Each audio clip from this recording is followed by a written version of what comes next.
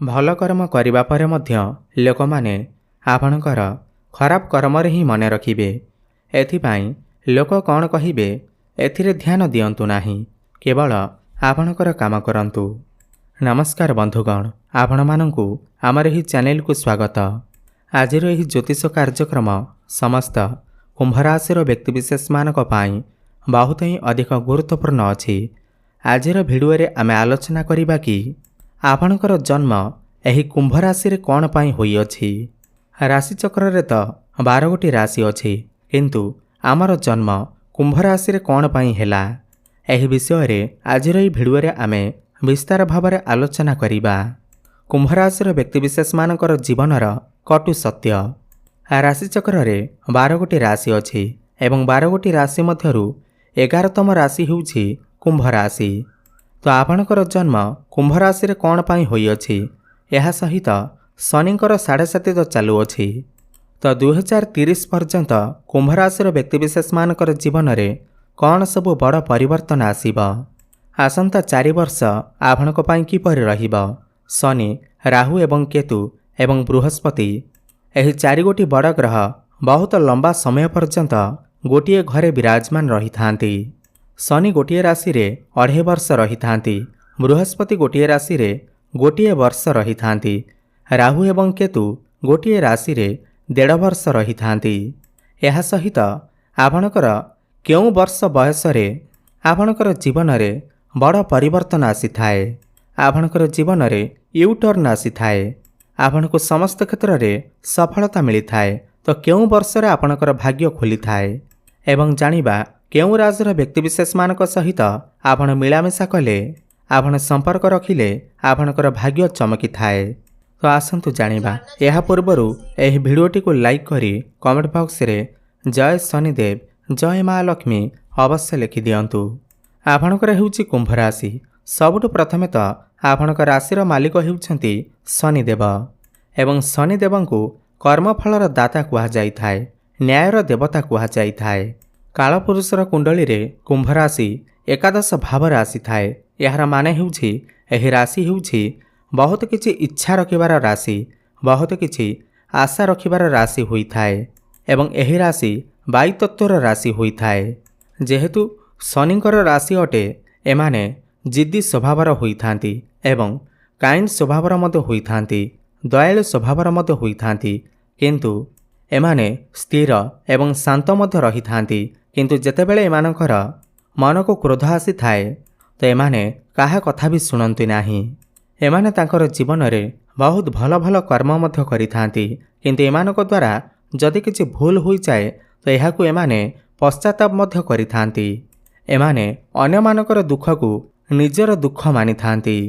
ଏମାନେ ବେଳେବେଳେ ଇମୋସନାଲ ମଧ୍ୟ ହୋଇଯାଇଥାନ୍ତି। ଯେହେତୁ ଏମାନଙ୍କର ରାଶିର ଅଧିପତି ଶନିଦେବ ଅଟନ୍ତି, ଏମାନେ ସମସ୍ତ କାର୍ଯ୍ୟରେ ତ ସଫଳତା ପାଇଥାନ୍ତି, କିନ୍ତୁ ଯେଉଁ ବି କାମକୁ କରିଥାନ୍ତି ତାକୁ ଧୀରେ ଧୀରେ ହିଁ କରିଥାନ୍ତି। ବେଳେବେଳେ ଏମାନଙ୍କ ଭିତରେ ଅଳସ୍ୱାମ୍ୟ ମଧ୍ୟ ଦେଖାଦେଇଥାଏ। କୁମ୍ଭ ରାଶିର ବ୍ୟକ୍ତିବିଶେଷମାନେ ମଲ୍ଟି ଟ୍ୟାଲେଣ୍ଟେଡ୍ ହୋଇଥାନ୍ତି। ସମସ୍ତ ଜିନିଷକୁ ଶିଖିବାର କଳା ଏମାନଙ୍କ ପାଖରେ ରହିଥାଏ। ଏମାନଙ୍କ ଭିତରେ ବହୁତ ନୂଆ ନୂଆ ଆଇଡ଼ିଆ ଆସିଥାଏ, କିନ୍ତୁ ସେହି ଆଇଡ଼ିଆକୁ କାର୍ଯ୍ୟରେ ଲଗାଇବା ପାଇଁ ବହୁତ ସମୟ ନେଇଥାନ୍ତି। ଧୀରେ ଧୀରେ ସମସ୍ତ କାର୍ଯ୍ୟ ହୋଇଥାଏ।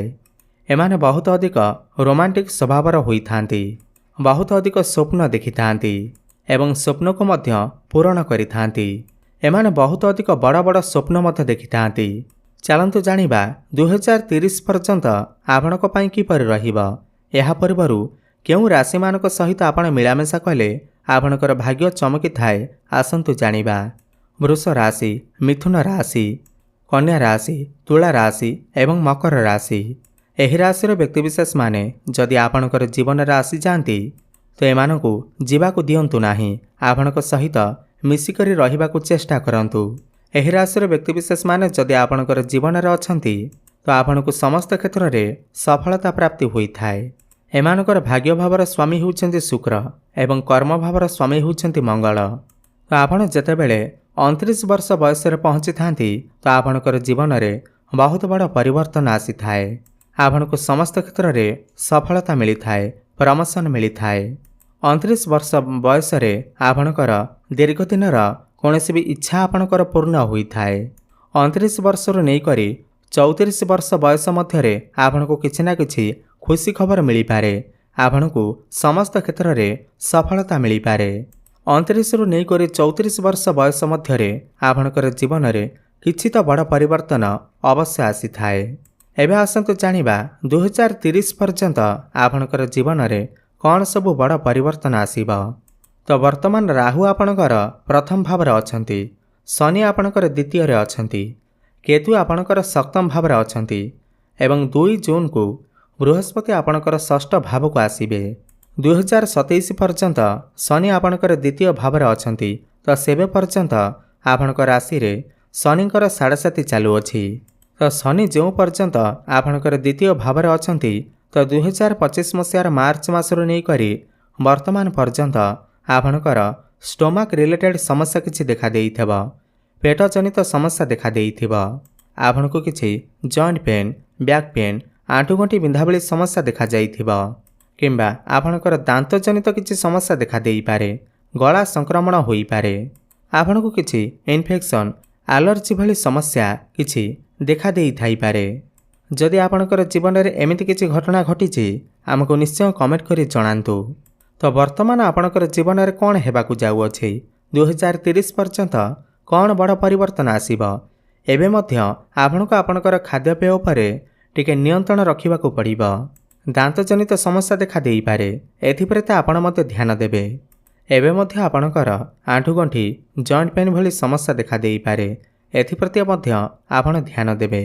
एवं जदि आपण दीर्घदिन धरी चाहूथिले कि आपणकर प्रमोशन होई जाऊ, क्यारियर क्षेत्र में किसी बड़ परिवर्तन आसू, नूतन चाकरीटे प्राप्ति हेउ, तो आगक आसुथिबा समय रे आपणकर क्यारियर रे बहुत बड़ बड़ परिवर्तन आसीबा। प्रमोशन मध्य हेबा, नूतन चाकरी मध्य प्राप्ति हेबा। एवं जो व्यक्तिविशेष माने दीर्घदिन धरी विदेश जावाक चाहूथिले तो सेमानक पई मध्य समय भल आसुअछि। जेतेबेले राहु आपणकर द्वादश भाव को चलन करिवे डिसेम्बर 2026 रे 2027 मसीहा राहु आपणकर द्वादश भाव में रहिबे एवं शनि मध्य 2027 जून मासरे आपणकर तृतीय भाव को चलन करिवे एवं द्वादश भाव को दृष्टि देवे। तो आपणकर विदेश जावा सुख आपण को प्राप्ति हेबा। 2027 परे आपण विदेश को जाई पारंती। आपण आपणकर काम कार्य को नहीं किंबा भ्रमण करिबा पाई विदेश यात्रा करि पारंती, किंबा विदेश रे रही कोनोसी काम कार्य आरंभ करि पारंती। कोनोसी एमएनसी कंपनी रू जॉब ऑफर आपणक पाखक आसी पारे, किंबा फॉरेन रू किछि इनकम आपणकर होई पारे। वैदेशिक कार्यगति रे आपणकू सफलता मिली पारे। 2027 ठारू आपणकू टिके हॉस्पिटल चक्कर मध्य काटिबाकू पड़ी पारे एवं जो माने हॉस्पिटल रे काम करूछंती, मेडिकल लाइन रे काम करूछंती, सेमानकू अत्यंत शुभफल प्राप्ति हेबा। एवं जून 2 तारिख दिन बृहस्पति आपणकर षष्ठ को चलन करिवे। एहा परे आपणकू रोग, ऋण एवं शत्रुंक ठारू मुक्ति मिलिबा। 2 जून ठारू नहीं करी 31 अक्टोबर मध्य आपण जदि ऋण करजर मायाजाल फसी रहिछंती तो समस्त ऋण करजर आपणको मुक्ति मिलिबा। समस्त शत्रु मानक ठारू आपणको मुक्ति मिलिबा। एहा सहित 2 जून पर बृहस्पति आपणकर द्वादश भाव को देखिबे एवं आपणकर कर्म भाव को मध्य देखिबे। तो एही समय मध्य आपणकर ट्रांसफर होई पारे, नूतन चाकरी प्राप्ति होई पारे। आपणकर मैनेजमेंट स्किल बहुत ही अधिक भल रहिबा। आपण जदि मार्केटिंग रे काम करूछंती, डिजिटल मार्केटिंग, ऑनलाइन रे काम करूछंती, काउंसलिंग रे काम करूछंती, टीचरशिप लाइन अछंती, तो आपणकू अत्यंत शुभफलर प्राप्ति हेबा। एवं बृहस्पति दशम भाव को देखिबार माने हेउछि आपण आपणकर काम कार्य रे बहुत बड़ परिवर्तन देखि पारिबे। एहा सहित बृहस्पति आपणकर द्वितीय भाव को दृष्टि देवे। यह आपणकर फैमिली प्लानिंग को नहीं बहुत भल समय रहिबा। संतान सुख आपणको प्राप्ति होई पारे, पारिवारिक सुख प्राप्ति होई पारे, धन आपणकर बढ़िबा। विभिन्न दिगरु आपणक पाखकू अर्थर आगमन हेबा, खर्च आपणकर कमिजिबा, फाइनेंशियल ग्रोथ हेबा, धन कमाइबा पई नुआ नुआ रास्ता आपणको मिलिजिबा। एवं 2028 मसीहार मध्य भागरू नहीं करी 2029 पर्यंत राहु आपणकर एकादश भाव को आसीबे एवं केतु आपणकर पंचम भाव को आसीबे। एही समय रे आपण आपणकर प्रेम जीवन उपरे विशेष ध्यान रखिबार अछि। କିଛି ନା କିଛି ମିସ୍ଅଣ୍ଡରଷ୍ଟାଣ୍ଡିଂ ଆର୍ଗୁମେଣ୍ଟ ହୋଇପାରେ, ବ୍ରେକଅପ୍ ମଧ୍ୟ ହୋଇପାରେ। ଏଥିପାଇଁ ଆପଣ ଆପଣଙ୍କର ପ୍ରେମ ଜୀବନ ଉପରେ ବିଶେଷ ଧ୍ୟାନ ରଖିବେ। କିନ୍ତୁ ରାହୁ ଆପଣଙ୍କର ଏକାଦଶ ଭାବରେ ରହିଲେ ଆପଣଙ୍କୁ ପ୍ରଫିଟ୍ ମିଳିପାରେ, ଆକସ୍ମିକ ଧନ ପ୍ରାପ୍ତି ହୋଇପାରେ। ଆପଣଙ୍କର ସମସ୍ତ ଇଚ୍ଛାଭିଳାଷ ଆକସ୍ମିକ ଭାବରେ ପୂର୍ଣ୍ଣ ହୋଇପାରେ। ସେୟାର ମାର୍କେଟରେ ଟ୍ରେଡିଂରେ ଯଦି ଆପଣ ଇନଭେଷ୍ଟମେଣ୍ଟ କରିଛନ୍ତି ତେବେ ଆପଣଙ୍କୁ ଆକସ୍ମିକ ଧନ ପ୍ରାପ୍ତି ହେବ। ତ 2028ର ମଧ୍ୟଭାଗରୁ ନେଇକରି 29 ମସିହା ମଧ୍ୟରେ ଆପଣଙ୍କର ଭାଗ୍ୟ ଚମକିପାରେ, ତାହା ପୁଣି ଆକସ୍ମିକ ଭାବରେ। ଏବଂ ଶନିଦେବ ଯେଉଁ ପର୍ଯ୍ୟନ୍ତ ଆପଣଙ୍କର ତୃତୀୟ ଭାବରେ ରହିବେ ଆପଣଙ୍କ ଭିତରେ ଟିକେ ଅଳସୁଆମୀ ଦେଖାଦେଇପାରେ। ଦେଖନ୍ତୁ, ଯେହେତୁ ଶନିଙ୍କର 7.5 ବର୍ତ୍ତମାନ ଚାଲୁଅଛି, ଆପଣ ବହୁତ ଅଧିକ ମାନସିକ ଚିନ୍ତା ଭିତରେ ରହୁଛନ୍ତି। ବହୁତ ଅଧିକ ନେଗେଟିଭିଟି ଆପଣଙ୍କ ମୁଣ୍ଡ ଭିତରେ ପଶିଅଛି। ତ ଶନିଙ୍କର 7.5 ଯେବେ ହଟିଯିବ, ମାନେ 2027 ମସିହାରେ ଆପଣଙ୍କର ଜୀବନରେ ବହୁତ ଭଲ ପରିବର୍ତ୍ତନ ଆସିବ। ବିଭିନ୍ନ ଦିଗରୁ ଆପଣଙ୍କୁ ଖୁସି ଖବର ମଧ୍ୟ ପ୍ରାପ୍ତି ହେବ। ସମସ୍ତ ମାନସିକ ଚିନ୍ତା ମଧ୍ୟ ଦୂର ହୋଇଯିବ। ତେବେ ଅଧିକ ଶୁଭଫଳ ପ୍ରାପ୍ତି କରିବା ପାଇଁ ଆପଣ ଶନିଙ୍କର ବୀଜମନ୍ତ୍ରର ଜପ ଅଧିକରୁ ଅଧିକ କରନ୍ତୁ।